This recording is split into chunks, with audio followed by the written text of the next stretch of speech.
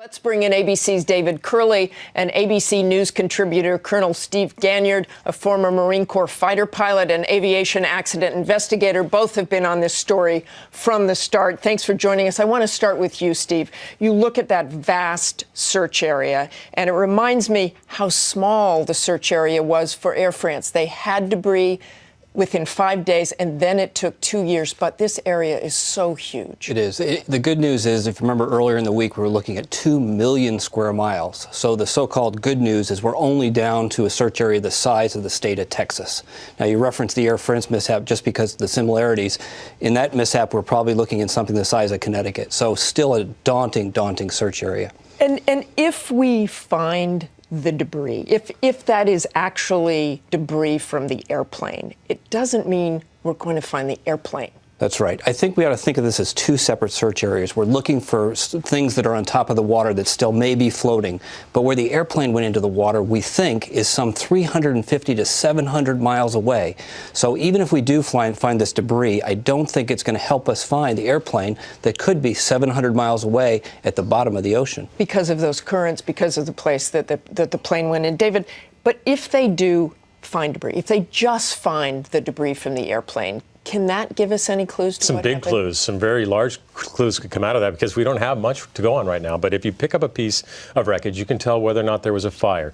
The forensic folks can tell whether or not how this aircraft hit the water. Did it come straight nose down? Did it skip along? There are tears and things that they can tell from this. And the debris, a lot of the debris inside the fuselage and from the aircraft will have serial numbers on it, which will prove that it came from this 777. And remind us, if the black box is ever found, what we can learn from that. So we have two black boxes. One is a cockpit voice recorder. It recycles every 2 hours. So this flight was so long that we may not hear, we'll hear sounds, we may not hear any voices. The flight data recorder on a newer plane like this, it's 11 years old, could have thousands of data points, at least hundreds and maybe 1,000 or more. And this is everything from what the pilots inputted into the system, what the plane was doing, how the fuel burn was going. It would be a godsend if we can find that flight data recorder. Steve, we're entering the third week of this. We've talked to you almost every day. Today, as you sit here, what do you think brought that plane down? There's still not enough evidence. There's really nothing that's happened in the past week that would suggest anything different in some of the theories we've been talking about for almost 2 weeks.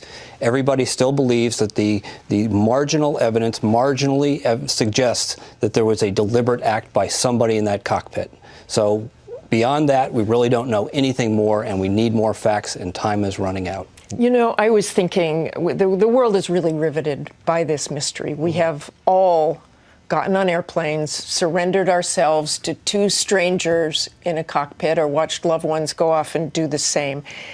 Is there anything from what we haven't learned? The transponder was shut off. We haven't found the black box. Do you think there's anything that will change going forward because of this, whether we find it or not? I think it's a matter of will. After the Air France mishap, there were some very good suggestions that the French civil authorities made to say, let's prevent this from happening again. None of them were implemented. Maybe now that we've had a second tragedy, something will happen. It's not the technology, it's there. It's just a matter of who's going to pay for it. Thanks. It depends on what we find. It certainly does. Thanks to both of you. You've both been so great on this story.